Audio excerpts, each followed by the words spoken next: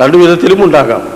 ഒന്ന്, ചെറ്റത്തരങ്ങളും കള്ളത്തരങ്ങളും വഞ്ചനകളും നടത്തി ജനങ്ങളുടെ മുഴുവൻ വെറുപ്പ് സമ്പാദിച്ച് നാട്ടിലും ഇവിടെയും കൊള്ളരുതാത്തവനായി പോലീസ് അറസ്റ്റ് ചെയ്ത് ജയിലിലേക്ക് നേരെ കൊണ്ടുപോകുന്നു. തിരിഞ്ഞു നോക്കാൻ ആളില്ല.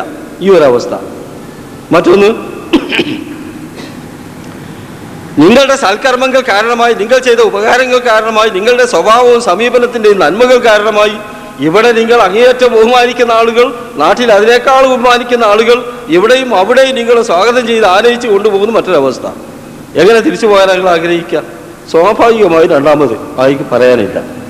എന്നാൽ ഇവിടെ നിങ്ങൾ ചിന്തിക്കൂ, ഈ ഭൂമിയിലേക്ക് അയച്ചപ്പോൾ നിങ്ങളുടെ കയ്യിൽ അള്ളാഹു തന്ന ഈ ആത്മാവ്, ഈ ശരീരവും ആത്മാവും തമ്മിൽ വേർപെടുത്തുന്ന ഈ സന്ദർഭത്തിൽ ഈ ആത്മാവിനെ എന്താണ് ചെയ്യുന്നത്, എന്ത് ചെയ്യാനാണ് അള്ളാഹു ഏർപ്പാട് ചെയ്തിട്ടുള്ളത്?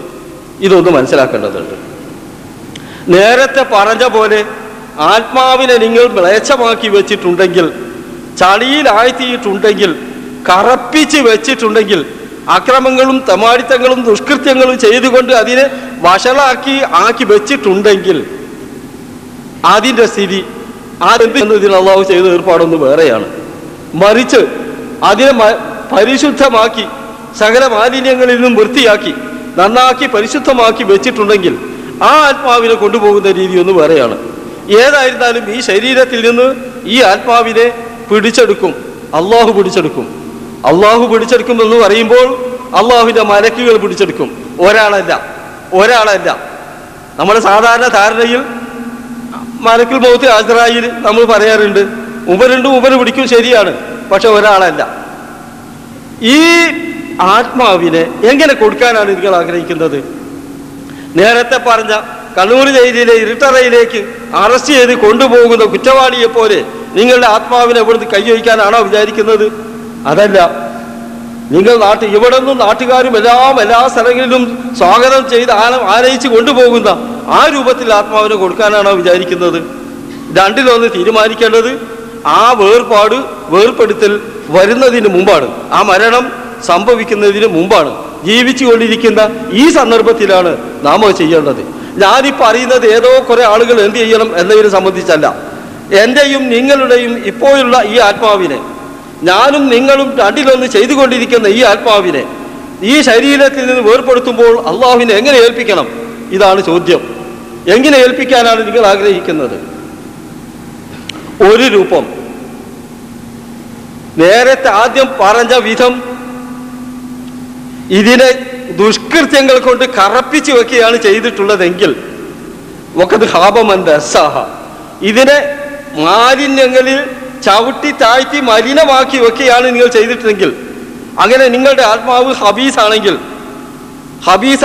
ഹദീസിന്റെ ഭാഷയിൽ, സുന്നത്തിന്റെ ഭാഷയിൽ നഫ്സുൻ ഹബീസയായ ഒരു ആത്മാവാണ് നിങ്ങൾ ഇവിടെ വളർത്തിയെടുത്തതെങ്കിൽ, ഏതായാലും നിങ്ങൾ വളർത്തിയെടുക്കുന്നു, അത് മറന്നു പോകരുത്.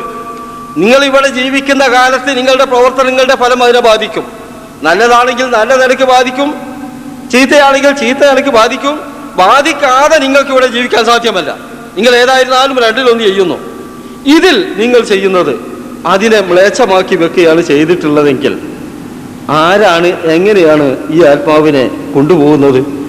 ഈ ശരീരത്തിൽ നിന്ന് അതിനങ്ങോട്ട് പിടിച്ചെടുക്കുന്നത് എങ്ങനെയാണ്? ഇത് നിങ്ങൾ ആലോചിച്ചിട്ടുണ്ടോ? വളരെ വ്യക്തമായ ഭാഷയിൽ അള്ളാഹുവിന്റെ കിതാബ് നമ്മളെ പഠിപ്പിക്കുന്നു.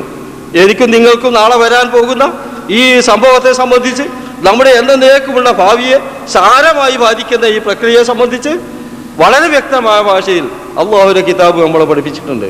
നബിയുടെ സുന്നത്ത് വളരെ വിശദമായി അത് നമുക്ക് വിശദീകരിച്ച് തന്നിട്ടുമുണ്ട്. പക്ഷേ നമ്മളത് ശ്രദ്ധിച്ചിട്ടുണ്ടോ? സംശയമാണ്. നമുക്ക് നോക്കാം. നിങ്ങൾ ഈ ആത്മാവിനെ കറപ്പിച്ച് മ്ലേച്ഛമാക്കി വെക്കുകയാണ് ചെയ്തിട്ടുള്ളതെങ്കിൽ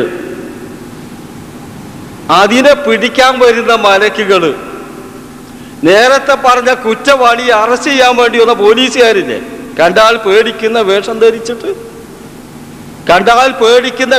ധരിച്ച പോലീസ് വീട് വളയുന്നു. അക്കുറ്റവാളി, ഒളിച്ചിരിക്കുന്ന കുറ്റവാളിയെ അറസ്റ്റ് ചെയ്യാൻ വന്ന പോലീസ് വീടൊന്നായിട്ട് വളയുന്നു.